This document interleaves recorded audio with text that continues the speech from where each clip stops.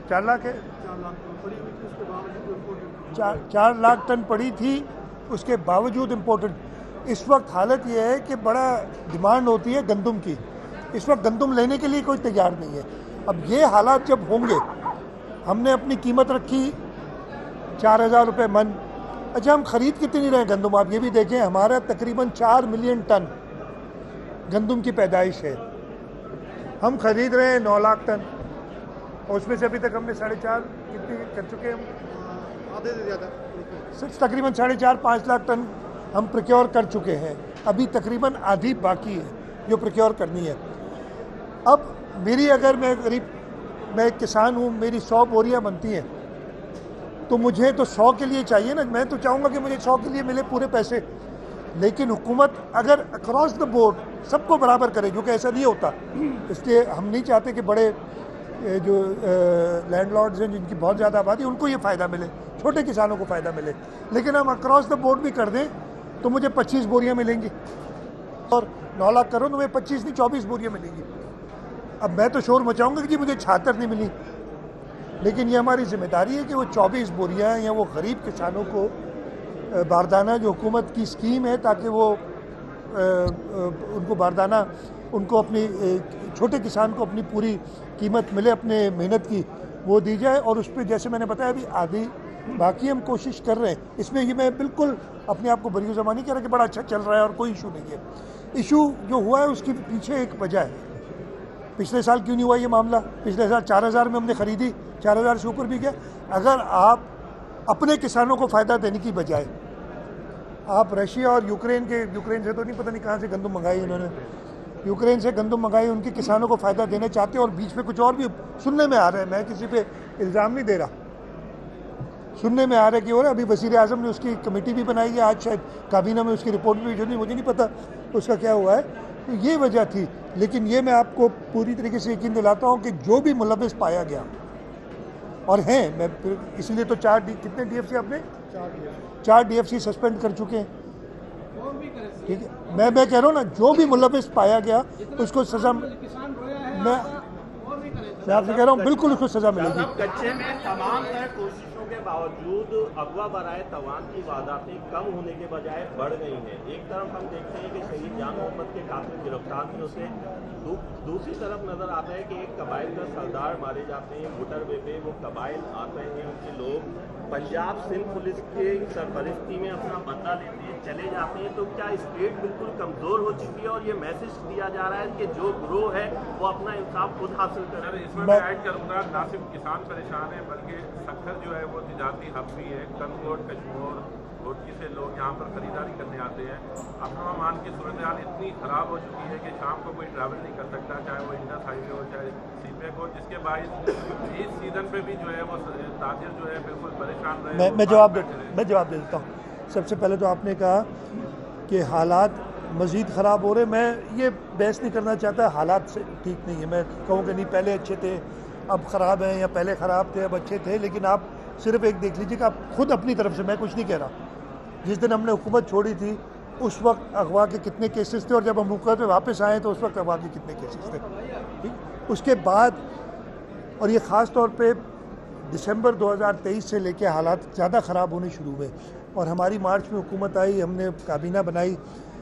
ज़रूर इसमें प्रॉब्लम आया है कंट्रोल करने में, लेकिन मैं ये ज़रूर कहूँगा कि इस वक्त जो हुकूमत की विल है वो मौजूद है। उस विल के तहत ना सिर्फ मैंने तो चीफ मिनिस्टर बनने के बाद पहली मीटिंग लॉ एंड ऑर्डर पे की थी, और ये कच्चे के डाकू और कराची का जो स्ट्रीट क्राइम उस पर की थी। हमारे होम मिनिस्टर साहब कई चक्कर लगा चुके हैं, और अभी भी उनको यही ड्यूटी है। प्रेसिडेंट जरदारी साहब ने खुद एक मीटिंग ली है। हमने जो हमारी रिक्वायरमेंट है, आपको पता है, मुझे लोग फिर बात करते हैं, जो हमें हथियार चाहिए थे मिलिट्री ग्रेड, पिछले साल हम जाने से पहले उसको देके गए थे, हमें फरवरी में जाके उसकी अप्रूवल मिली है, उसकी पेमेंट हो गई है, ताकि मिलिट्री ग्रेड 12.7 mm के हमें हथियार मिले जो डाकुओं के पास मौजूद है। जवानों को, पुलिस को, जिन्होंने बहुत शहादतें नोश फरमाई हैं, उनको प्रॉपर्ली इक्विप करेंगे। आपने ये जो किस्सा बताया, ये भी पंजाब पुलिस की तरफ से आया था कि जी हमने एक एडवांसमेंट करनी है और हम एक जो ट्राइब है जिसके डाकू हैं उनको पीछे, और सिंध हुकूमत ने पूरी उनकी मदद की और 4 या 5 डाकू मारे गए जो मुझे इत्तला है, और उसकी रिपोर्ट फाइनल आनी है कि क्या हुआ था। अगेन हम तो खुद कहते हैं कि एक तरफ हम कहते हैं कि जी जो लोकल्स अगर खुदा ना खास्ता कोई इन्वॉल्व है, और प्रेसिडेंट साहब ने बड़ी वाज़ेह बात की थी कि हम किसी को भी, और उन्होंने मुझे खास हिदायत की कि आप हर एक को वार्निंग दे दें, हम किसी सरदार किसी ऐसे आदमी को जो अपने आप को अगर इस चीज़ में इन्वॉल्व हैं किसी तरीके से, हम माफ़ नहीं करेंगे, या तो वो सुधर जाए। इस सिलसिले में हम मदद ज़रूर ले रहे हैं, और ये भी उसकी एक कड़ी थी। अच्छा, आपने लॉ एंड ऑर्डर की बात की, बिल्कुल जैसे आपने जिक्र किया, लेकिन मेरा नहीं ख्याल इतनी बुरी हालत है कि कोई रोड पे चल नहीं सकता। मैं आपको बता रहा हूँ ना, मैं एक सेकंड में जवाब दे दूँ। मैंने नहीं कहा इतनी बुरी हालत है, लेकिन मैं हालत तसल्ली बख्श नहीं है। मैं कहता हूँ एक वारदात भी बहुत ज़्यादा है, ऐसा नहीं है कि कारोबार बिल्कुल बंद हो गया है जिस तरीके से आपने कहा, कारोबार चल रहा है। अगेन मैं कह रहा हूँ इसको कोई जस्टिफिकेशन मैं नहीं दे रहा हूँ, लेकिन हुकूमत इंशाल्लाह ताला इस पर काम कर रही है कि इसको और बेहतरी लाई जाए।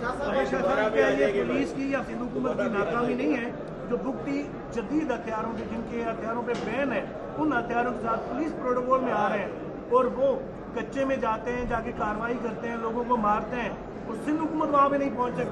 मैंने आपको फिर बताया, सिंध हुकूमत साथ थी और उन्होंने कहा था हमें ये कबाइल मदद कर रहे हैं, और एक जैसे मैं आपको पहले ही बताया, हम तो खुद चाह रहे हैं, हम तो लोगों से, लोकल लोगों से चाह रहे हैं, उनसे चाह रहे हैं कि वो हमें मदद करें और हम इन डाकुओं को किला कमा करें, और इंशाल्लाह ताला करेंगे। हाँ न भले पता है, न भले राइस के नाम पर 4.5 अरब रुपए डिसलिटिंग का काम हो रहा है। 8 फीट जो है वहाँ पे डिसलिटिंग होने की, लेकिन वहाँ पे 4 फीट हो रही है। इस तरह हरियाणी के नाम जो है 4 माह पहले वहाँ पे डिसलिटिंग हुई, 62 करोड़ रुपए खर्च किए गए, लेकिन वहाँ पर जो है डिसलिटिंग कहीं पर नजर नहीं आ रहा है। आप खर्च भी कर रहे हैं, लेकिन इस तरह के वाक़यात। ओके, देखिए आपने ये सारी जो बातें कही हैं ना, डिसलिटिंग तो अभी हाल ही में हुई होगी ना, मिनिस्टर इरिगेशन है, और अगर आप मैं राइस कैनाल के ऊपर खुद विजिट करके गया हूँ। राइस कैनाल पूरा डिसिल्ट नहीं कर रहे, बैराज से लेकर रुख तक कर रहे हैं, और हर जगह जी हाँ चलो आप कह रहे हैं कि 4 फुट हो रहा है, 4 फुट नहीं हो रहा। मैंने पिछली दफ़ा भी उनको हिदायत की थी कि मुझे क्रॉस सेक्शन लिखे दें, जो भी वहाँ पे अकॉर्डिंगली अलाउ किया गया है या उसमें, तो क्रॉस सेक्शन ले रहे हैं। मेरी टीम में बना के आया हूँ। 1 हफ्ता पहले मैं राइस कैनाल का विजिट करके गया हूँ सर, 1 हफ्ता पहले। खराब नजर आते हैं मुल्क के हालात, 3 सूबे तो एक पेज पर नजर आते हैं, लेकिन खैबर पख्तूनख्वा का जो सूबा है उसको कुछ अलग लाइन है। ये बताया कि इस वक्त पाकिस्तान के वहाँ पर क्या इम्पैक्ट पड़ेगा इस चीज़ का। सर दूसरी बात है, यहाँ पर कुछ एम्प्लॉय खड़े हुए हैं जो गैंगी प्रोजेक्ट के एम्प्लॉय हैं। मुझे मिला उनकी दरखास्त, उनको मैंने ऑलरेडी सेक्रेटरी हेल्थ को कहा। जब मैं पहले आपके पहले सवाल का जवाब देखें, मुल्क वाकई एक नाजुक सूरत हाल से हमारे ऊपर जो इस वक्त इकोनॉमिक प्रेशर्स हैं उसके लिए चाहिए, और इस वजह से हम खुद काफ़ी चीज़ों पे जो हम शायद ना करना चाहें, लेकिन हम सपोर्ट कर रहे हैं फेडरल गवर्नमेंट को। आपको पता है कि हम फेडरल गवर्नमेंट का हिस्सा नहीं है, उसके बावजूद हम फेडरल गवर्नमेंट को हर चीज़ पे सपोर्ट कर रहे हैं। हमें पार्टी की क़यादत की तरफ से भी हिदायत है किया जाए। तो मैं यही चाहूँगा कि यही अर्ज़ होगी कि चारों सूबे इस मुश्किल वक्त में साथ रहें, और कोई सूबा अपना इंटरेस्ट नहीं, इस पर कभी भी सिंध के इंटरेस्ट को हम दाव पे नहीं लगाएंगे। वो खैबर पख्तूनख्वा को भी कभी अपने इंटरेस्ट को नहीं लगाना चाहिए दाव पे, लेकिन खामखा की बेजा तनकीद या एक कन्फ्रंटेशन का माहौल पैदा करने, ये बड़ी अनफॉर्चुनेट है कि जब 3 सूबे एक तरफ थे और सिंध अलग था, तो कन्फ्रंटेशन का माहौल उधर से आता था, हमारी तरफ से नहीं आता था। मेरे भाई एक सेकंड, मैं यार ख़त्म कर लूँ। कन्फ्रंटेशन का माहौल उधर से आता था, हमारी तरफ से नहीं आता था। अभी भी 3 सूबे एक तरफ है तो कन्फ्रंटेशन वहाँ से हो रही है। तो ये पता नहीं कोई इनकी जीन्स में कोई मसला हो गया है या क्या मसला है, मुझे नहीं पता। मैं चाहूँगा, ये मेरी रिक्वेस्ट यही होगी कि मुल्क की बेहतरी सबसे पहले सोचे, किसी एक इंडिविजुअल की नहीं। किसी एक इंडिविजुअल की वजह से आप इस मुल्क के गरीबों को दाव पे ना लगाएं। सर ग्लोबल वार्मिंग की वजह से इस बार अगेन आप चलाएं ना भाई। ग्लोबल वार्मिंग की वजह से बरसातों का एक बार फिर टेस्ट की गई है, क्या सिंध हुकूमत ने कोई अहकाम दिए इस बात? मैं आपको बताता हूँ 2022 का जो तबाहकुन फ्लड आया था, आप सब ने देखने में बड़ा मुश्किल लग रहा था कि हम अपने पाँव पे दोबारा खड़े हो सकेंगे, लेकिन चेयरमैन बिलावल भुट्टो जरदारी साहब की हिदायत थी, उनकी मदद थी। हमारी बड़ी खुशकिस्मती थी कि उस वक्त इस मुल्क के फॉरेन मिनिस्टर बिलावल भुट्टो जरदारी साहब थे। मैं ख़त्म बेटा, मैंने सवाल का जवाब ही नहीं दिया।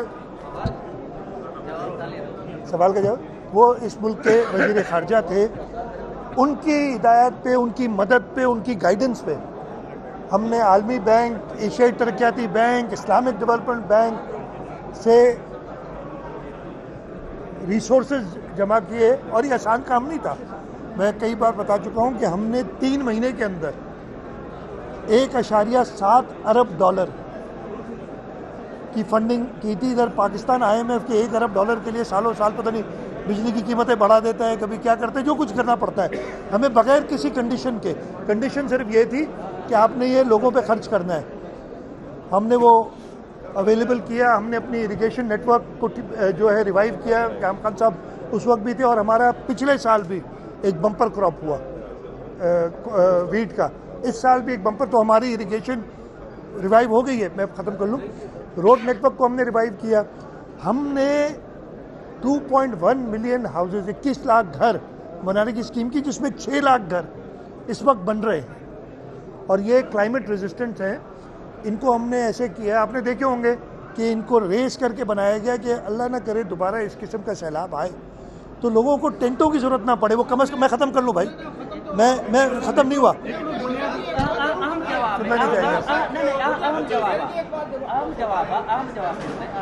जवाब तो सुने, मैं बैठे तो सही ना भाई, नहीं हुआ ना। मैं